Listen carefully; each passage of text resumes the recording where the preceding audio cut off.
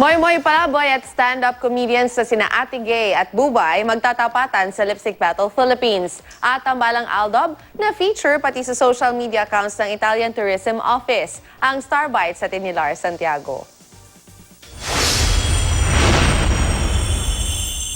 Hindi na nga matatawaran ang kasikatan ng tambalan ni na pambansang Bay Alden Richards at Dub Smash Queen Maine Mendoza. Sa gitna ng kanilang movie shoot sa Italy, na-feature sila sa social media accounts ng Italian Tourism Office.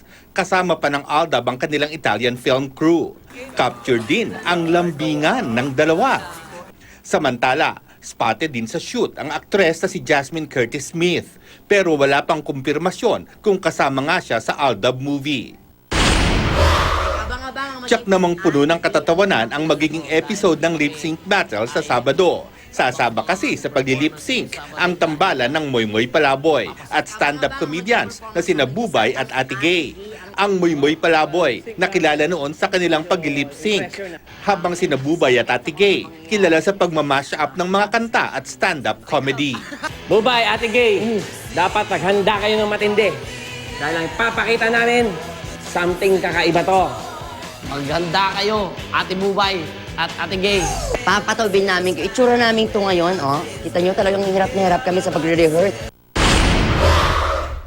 Nasa Paris, France na rin ang ilang malalapit na kaibigan ng Kapuso host na si Solen Yusaf para sa kanilang wedding ni Nico Bolzico sa Sabado. Kabilang dito si Lavi Po na nag-post pa sa harap ng Eiffel Tower. Bago ang big day sa Sabado, nakipag-bonding muna si Solen sa kanyang friends habang nililibot ang Paris. Lars Santiago, GMA News.